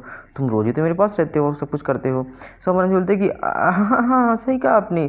खैर क्या है कि मैंने कल कुछ खाया था, इसीलिए कोई बात नहीं, मैं अगली बार खा लूँगा, ठीक है? क्या आप मुझे कुछ अन्य साइड डिश खिलाना पसंद करेंगी? प्लीज़ आप मेरे लिए बना सकती हैं? तो उसकी माँ बोलती है कि ओके ठीक है, चलो तुम बैठो, मैं तुम्हारे लिए बनाती हूँ। चलो जल्दी से खाना खाओ। और वो टेबल पे बैठ खाना खाने लग जाती है। तो वो बोलता है कि मॉम प्लीज़ आप भी बैठिए ना, आइए ना, खाइए ना। और फिर उसके बाद अपने कमरे में आ जाता है और लेटे हुए मन सोच रहा होता है कि हाँ योंग, मुझे मालूम है कि वो कमीना आज पूरी तरीके से मैंने उसे शर्मिंदा कर दिया। मैंने उसे इतना बेइज्जत किया है ना कि वो इतना रईस परिवार से होने के बाद अब किसी भी कीमत पर मुझसे बदला लेने की कोशिश तो ज़रूर करेगा, क्योंकि सीधी सी बात है, वो इस चीज़ को कभी बर्दाश्त नहीं कर सकेगा। इसीलिए बदला लेने की कोशिश करेगा और उसके पास ताकत भी है। अगर मुझे पूरी तरीके से तैयार नहीं रहूँगा तो ये बहुत मुश्किल हो जाएगी मेरे लिए।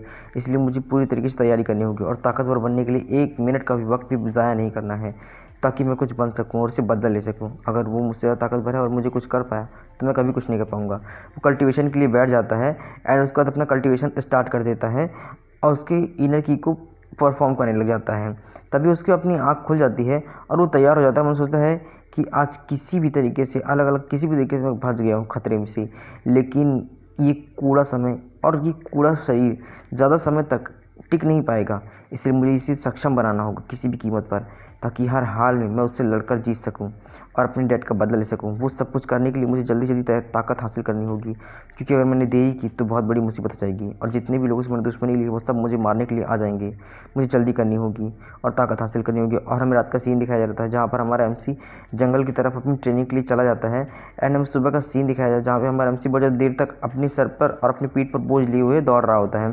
फिर अपने बैग को उतारता हाँफते हुए बोलता है कि हाँ, मैं सारी रात दौड़ता रहा, मैंने सारी रात दौड़ लगाई, मुझे अपनी सहन शक्ति पर सुधार थोड़ा बहुत तो होना चाहिए, है ना?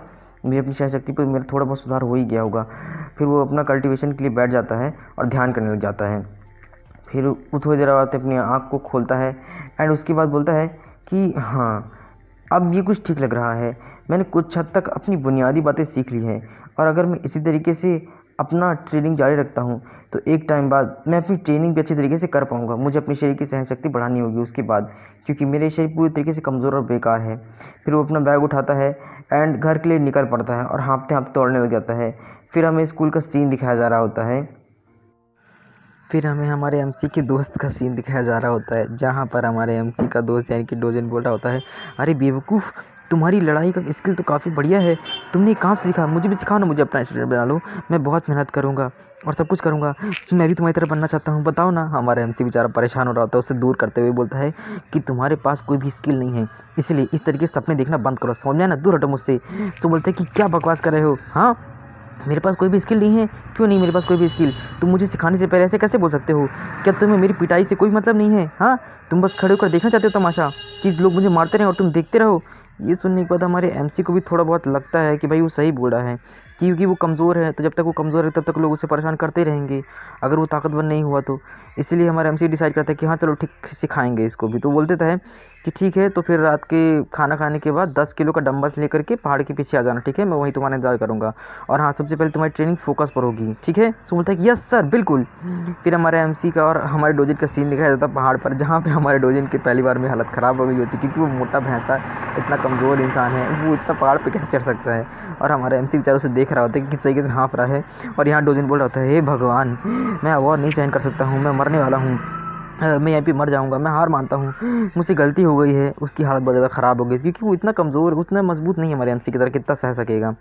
तो हमारा एमसी बोलता है कि क्या हो गया? हाँ, तुम तो कह रहे थे कि तुम्हें ताकतवर बनना है, मैं तुम्हें मार खाते हुए नहीं देख सकता हूँ। हाँ, ये है वो है, कितना कुछ कहा था तुमने कि क्या तुम मुझे इस तरीके से मार खाते हुए देखना चाहते हो? मैं तुम्हारी तरह शिष्य बनना चाहता हूँ, मैं सब कुछ करूँगा, मेहनत करूँगा, हैं? लेकिन अब क्या हो गया है?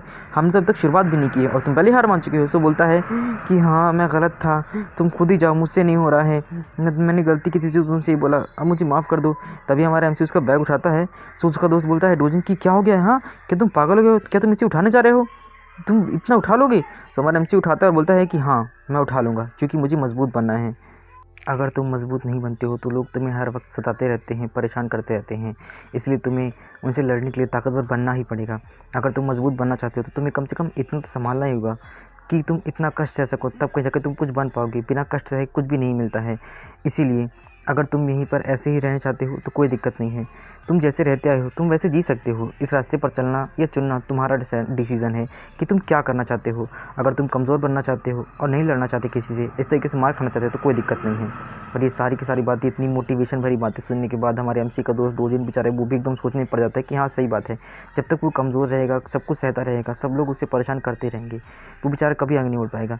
इसीलिए हमारा एमसी जब उसे छोड़कर जाने लग जाता है तो वो बोलता है कि हे रुक जाओ, मैं भी आ रहा हूँ, मैं इस तरीके से कमज़ोर रहकर मार नहीं खाना चाहता हूँ, मैं तुम्हारे साथ हूँ ना, मैं भी कुछ करके दिखाऊंगा। और यहाँ हमारा एमसी पूरी मेहनत से चढ़ाई चढ़ रहा होता है, उससे 20 किलो के वजन को उठा करके, उसका दोस्त बिना वजन उठाए ही उसकी हालत ख़राब हो गई होती है। एंड हमारा एमसी पहाड़ पर चढ़ जाता है और बोलता है कि मैंने 1 वीक तक बहुत ही हार्ड ट्रेनिंग की हुई है और मुझे आश्चर्य है कि मैं कितना मजबूत हो गया हूँ, मैं देखना चाहता हूँ। और यहाँ डोजिन की हे भगवान चिल्लाया जा रहा होता है। हमारा एमसी इधर उधर देखता है कि कुछ मिले ताकि वो अपनी जो ताकत है वो दिखा सके कि कितना ताकतवर है देखने के लिए।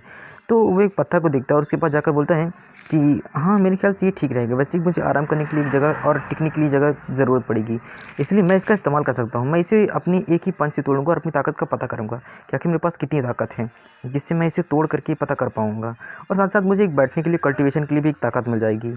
तभी वो मैंने सोचता है उस पत्थर को देखते हुए कि मेरे ख्याल से ये चट्टान बिल्कुल सही है, ये काफ़ी मजबूत है और अच्छी है, यही ठीक रहेगा।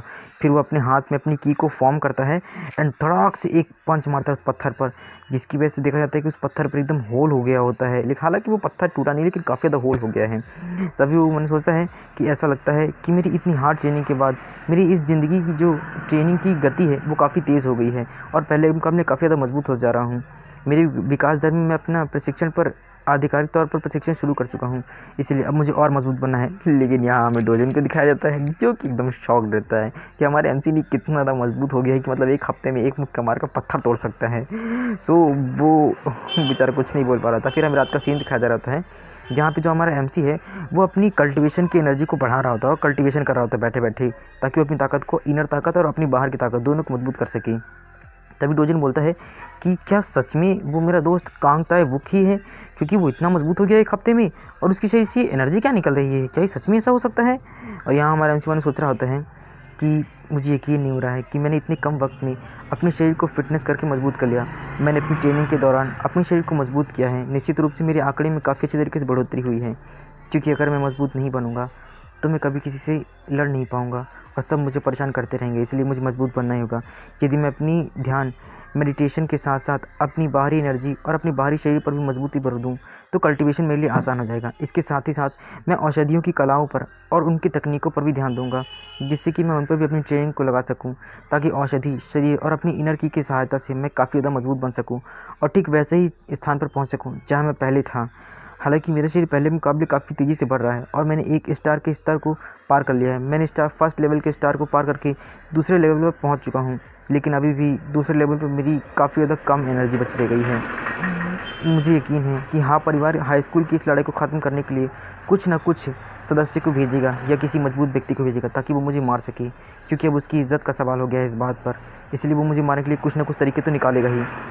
यहाँ उसका दोस्त बोलता है, कांग ताए बुक, क्या तुम अभी जो कुछ कर रहे थे वो क्या था? तुम्हारे शरीर से बहुत ही अजीब सी रोशनी निकल रही थी। क्या तुम्हें पहाड़ से कोई ताकत मिली है? ये सुनने के बाद से वो बोलता है कि क्या बकवास कर रहे हो।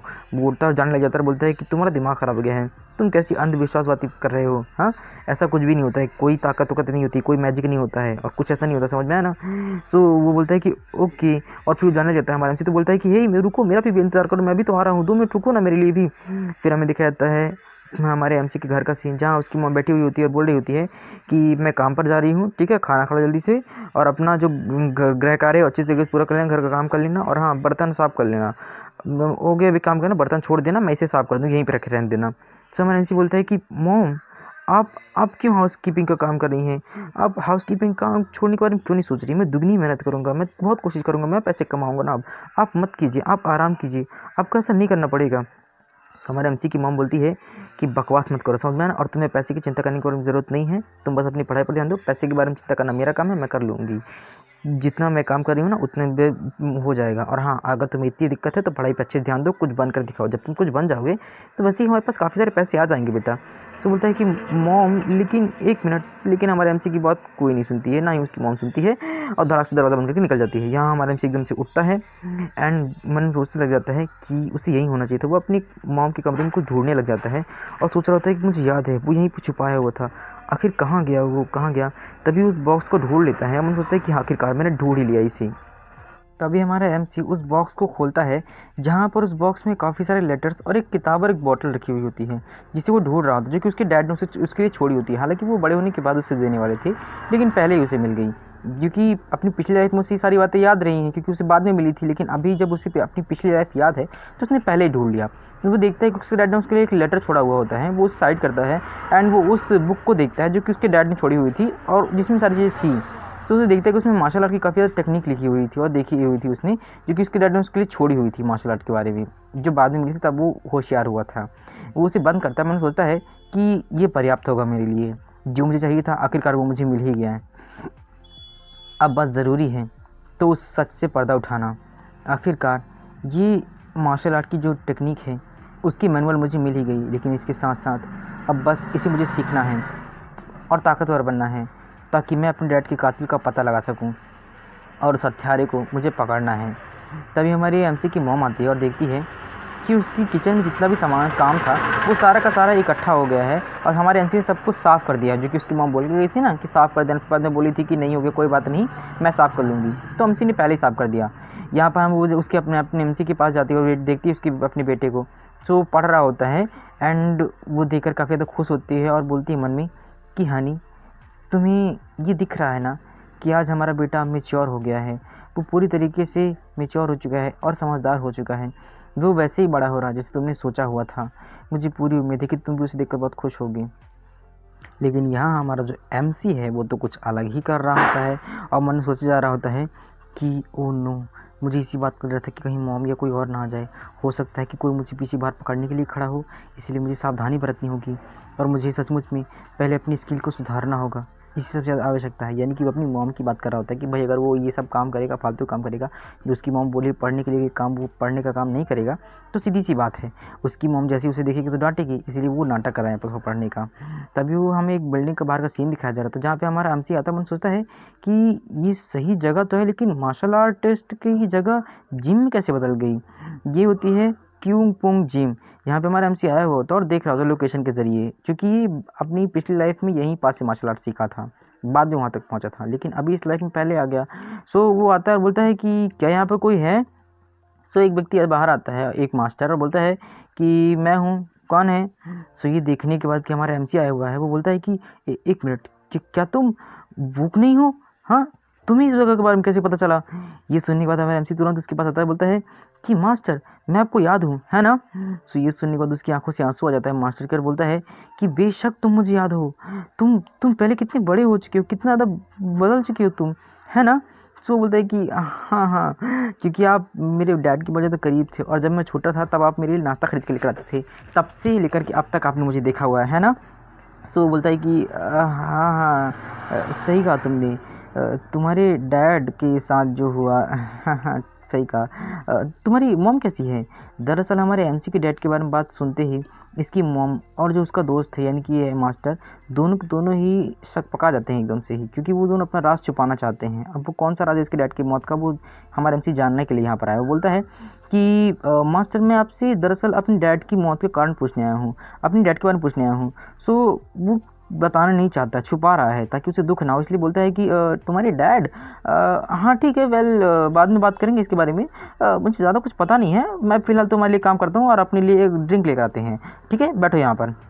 और मन सोच रहा होता है हमारा एमसी, ऐसा लगता है कि वो कुछ जानते हैं, लेकिन शायद वो मुझे बताना नहीं चाहते हैं, या फिर वो मुझसे छुपा रहे हैं। आखिर बात क्या है? हालांकि ये जगह पहले जैसी ही है, लेकिन ऐसा लगता है कि यहाँ के हालत काफ़ी ज़्यादा ख़राब और बदल चुके हैं। ये पहले मार्शल आर्टिस्ट हुआ करती थी जगह, लेकिन अब बदल कर जिम हो गया है। मेरे डैड के जाने के बाद काफ़ी कुछ बदल गया है। तभी दरवाज़ा खुलता है और वहाँ पर कुछ गुंडे टाइप के बंदे आ जाते हैं और बोलते हैं कि हे, हाँ मास्टर, बैंक कहाँ पर है? ये सब हो क्या रहा? बाहर आओ यहाँ पर जल्दी से। कौन है यहाँ पर इंस्ट्रक्टर? जल्दी आओ मास्टर इंस्ट्रक्टर बैंक। सो ये सुनने के बाद वो हमारे एमसी को सामने देखता है और बोलता है कि हे, जाओ और अपने मास्टर को बुला कर ले आओ। वो स्कॉट कहाँ पर है? बुलाओ उसे जल्दी से। ये सुनने के बाद हमारे एमसी मन सोचते हैं कि क्या इंस्ट्रक्टर को इस तरीके से धमकाया जा रहा है? मास्टर का नाम भी बदल गया है, वो भी उनका सरनेम कुछ और था, मेरे ख्याल से गू था, लेकिन वो चेंज कैसे हो गया? सो बोलता है कि हे, तुम कौन हो जो सोच रहे हो कि यहाँ पर कोई इंस्ट्रक्टर है? तुम किसे बोल रहे हो स्वेटर? यहाँ से निकल जाओ बेवकूफ़। तो ये सुनने के बाद बोलता है कि हे, हाँ लगता है इस लड़के का रवैया तो देखो, ये कुछ बहुत ज़्यादा ही अलग लग रहा है, हाँ बहुत ज़्यादा ही अच्छा है, कितना अकड़ रहा है, शादी से मालूम नहीं कि हम कौन है। अरे स्क्वेटर, क्या तुम्हारे अलावा कोई और बच्चा भी है यहाँ पर? लगता है स्क्वेटर के साथ कोई तो आ गया स्टूडेंट। सो जल्दी जल्दी वो मास्टर लड़का आता है और बोलता है कि हे भगवान, ह्यूम निम, तुम यहाँ पर क्यों आए हुए हो? सो वो जल्दी जल्दी उसके पास आता, बोलते हैं कि हाँ हाँ, हाल ही में स्टूडेंट की संख्या कम हो गई है, इसलिए मेरी परिस्थिति थोड़ा सा विपरीत हो गई है। मैं तुम लोग कुछ दिन और इंतज़ार करो, मैं बस जल्दी ही तुम्हारा पेमेंट चुकता कर दूंगा। सो ये सुनने के बाद वो हायूंग बोलता है कि खैर, लगता है तुम्हारे पास पैसे नहीं हैं, मैं इसमें कुछ कर नहीं सकता हूँ, मैं तुम्हारी इसमें कोई भी मदद नहीं कर पाऊँगा, कि मैं कर ही क्या सकता हूँ अगर तुम्हारे पैसे नहीं है तो। सो वो तुरंत ना उनके जिम में तोड़ फोड़ करने लग जाते हैं और बोलते हैं कि इस जगह को पूरा तोड़ फोड़ डालो। सो वो तुरंत बोलता है उसका मास्टर कि प्लीज़ प्लीज़ रुक जाओ, ऐसा मत करो, अगर तुम मुझे एक और हफ्ता दोगे तो मैं पूरी तरीके से पैसे जुटा लूँगा और सब कुछ ठीक कर दूँगा। प्लीज़ प्रेसिडेंट जी को ये बात बताइए कि मैं बहुत हताश हूँ, मैं जल्दी पैसे चुकता कर दूंगा। लेकिन वो कोई भी बात नहीं सुनते हैं और उस मास्टर को ही एक लात मारता है वो, और बोलता है कि तुम पहले ही बहुत ज़्यादा समय मांग चुके हो, भीख मांग रहे हो, अब हटो यहाँ से। पहले जितना पैसे जुटाना था तुम जुटा चुके, अब बारी हमारी है, हम देखो क्या करते हैं। और यहाँ मास्टर के घुटने पर दर्द होने जाता है क्योंकि वो उनके पैरों पर मार दिया होता है। तो हमारा एमसी उठाता है और बोलता है कि मास्टर आर यू ओके, क्या आप ठीक हैं? सो वो मास्टर बोलता है कि ताए बुक नहीं, मेरा मतलब है कि तुम कौन होते हो दूसरे के मामले में देखभाल करने वाले? यहाँ पर इस तरीके से उपद्रव करना बंद कर, समझ में ना, और मुझे अकेले छोड़ दो, जाओ यहाँ से प्लीज़। क्योंकि वो उसे यहाँ से जाना चाहता है, लेकिन हमारा एमसी बोलता है कि व्हाट द हेल, तुम्हारी इतनी हिम्मत कैसे हुई कि तुम किसी के बिजनेस में आकर के इस तरीके से हारला फुला कर रहे हो? हाँ, तुम अकेले कर क्या रहे हो? तुम इस तरीके से हमला कैसे कर सकते हो? सो वो हायूंग बोलता है कि लगता है कि तुम्हें मालूम नहीं बेटा यहाँ पर चल क्या रहा है और मैं हूँ कौन। वो तुम्हें कह रहा है ना कि तुम यहाँ से चले जाओ, नौसिखिए, तो चले जाओ वरना तुम्हारे लिए बहुत बुरा होगा। ये सुनने के बाद हमारे एमसी को बहुत तेज गुस्सा आता है, उसका गला पकड़ के धड़ाक से दीवार पे डाल देता है। और वहाँ पे वो हायूंग बोलता है कि रुको, कैसे, आखिर तुम ये कैसे कर सकते हो? तो गला पकड़ा हुआ होता है और ये इतनी ज़्यादा ताकत देख करके हमारे एमसी की, वो मास्टर ने सोच रहा होता है कि क्या क्या वो इतना बड़ा हो चुका है, उसकी ग्रोथ इतनी हो चुकी है कि कोई नॉर्मल इंसान उसका सामना भी नहीं कर सकता है। वो एक नॉर्मल इंसान है, कोई भी सामान्य इंसान ऐसे कैसे कर सकता है? मुझे बता ताविक, ये सब हो क्या रहा है? और यहाँ पे वो हमारा एमसी बोलता है उस हायुम को कि मैंने तुम्हें कहा है ना बकवास मत करो, तुम्हारे लिए यही अच्छा होगा कि तुम यहाँ पर चुपचाप से चल जाओ। अगर तुम इस तरीके से लड़ते रहे तो एक दिन तुम्हारी गर्दन ज़रूर टूट जाएगी बेवकूफ़। यहाँ पर उस हायुम की एकदम जान ही निकली जा रही होती है और बोल रहा होता है कि मुझे मुझे जाने दो, मुझे तुरंत जाने दो, अच्छा नहीं होगा। और उसके मुंह से बिल्कुल खून निकला था। हमारे एमसी ने इतना तेज़ गला दबाया था कि वो लगभग मरने ही वाला होता है। और यहाँ हमारा एमसी बोल रहा होता है कि अच्छा, और अगर मैं इसके लिए ना कर दूँ तो क्या होगा? तुम मर जाओगे, है ना? ज़्यादा दर्द नहीं होगा तुम्हें, बस थोड़ा सा होगा। अगर तुमने ऐसा नहीं किया होता तो ये होता ही नहीं। तुम ही थे जिसने ये बकवास शुरू किया था। और यहाँ पर मास्टर आता है जल्दी से और बोलता है कि हे बस करो, उसे जाने दो, वो ये ठीक नहीं है। अगर हम हांग यू जिम के से किसी भी सदस्य को नुकसान पहुँचाते हैं तो हम इसका हर्जाना भर नहीं पाएंगे। हम इसे कैसे संभालेंगे उतने सारे लोगों को? यंग हूँ जिम बहुत ज़्यादा ताकतवर है। तो हमारे से बोलता है कि हांग यूंग जिम जो भी इसका नाम है, मैं नहीं जानता इस यंग ह्यू जिम के बारे में, लेकिन मैं इससे बिल्कुल नहीं डरता। और उसका गला और तेज से पकड़ता है और बोलता है कि अगर वे कमीने एक ट्रक लेकर के भी लोग लेकर चले आए ना, तब भी मैं नहीं डरूंगा और एक एक को बहुत ही बुरी तरीके से मारूंगा। यहाँ पर उस हायुम की आँख से निकल रही होती है, मुंह से खून निकल रहा होता है, उसकी जान निकलने वाली होती है। और वो बोल रहा होता है, तुम सब वहाँ खड़े खड़े देख क्या रहे हो, मारो इसे। और वो दोनों के दोनों बंदे जितने भी होते हैं उसकी सब देख रहे होते हैं कितनी बुरी तरीके से। वो भी डरे हुए होते हैं कि कितना ताकतवर बंदा है हमारा एमसी। तो सारे सारे दौड़ पड़ते हैं एक साथ उसे मारने के लिए। जिसे मास्टर देखता है बोलते हैं कि ओह नो, बहुत बुरा हुआ। जल्दी से उसे बुलाने की कोशिश करता है हमारे एमसी को, लेकिन हमारा एमसी मास्टर को साइड करता है एंड उसके बाद से उस बंदे का जोर से गला पकड़ता है और फेंक देता है दूसरी ओर उन सबके तरफ, जिससे वो मास्टर जाता है और जाकर धड़ाक से उस एक बंदे की तरफ जाकर लड़ जाता है। एंड यहाँ सारे सारे लोग उसको मारने के लिए दौड़ते हैं। हमारा एमसी उनको देखता है एंड एक का बैट पकड़ता है, दूसरे को एक लात मारता है, उसका बैट एकदम से छुड़ाता है एंड उसके बाद से उसका बैट एक जोर से उसे इतना तेज से मारता है कि मुंह से खून निकल आता है। एंड यहाँ हमारा एमसी बोलता है कि तुम लोगों को एक मार्शल आर्टिस्ट कहना भी शर्मसार है। तुम लोगों को अगर ये स्किल्स, ये पदवी दी गई है ना, तो ये उसकी बेइज्जती है, मार्शल आर्ट्स की बेइज्जती है, तुम्हारे टीचर और तुम्हारे क्लास और जिम की बेइज्जती है। तुम लोग किसी काम के नहीं हो। वाकई में तुम्हें लगता है कि तुम एक मार्शल आर्टिस्ट हो? किसी काम के नहीं हो तुम लोग, हाँ बेवकूफ़, तुम्हारे पास इतनी योग्यता तक नहीं है। और यहाँ सारे के सारे लोगों को एक एक करके बहुत ही बुरी तरीके से मारता है। जितने सारे सारे लोग होते हैं सब ढेर हो चुके होते हैं। हायुम देखकर एकदम शॉक रहता है, बोलता है कि तुम कौन हो? हाँ, और ये तुम क्या कर रहे हो? क्या तुम्हें लगता है कि ये सब स्टंट करने के बाद भी तुम सुरक्षित रहने वाले हो? तुम्हारा दिमाग खराब है, तुम जीत नहीं पाओगे। हमारे चीफ तुम्हें ढूंढते हुए आएंगे और तुम्हें बहुत ही बुरी तरीके से मारेंगे, ये बात याद रखना।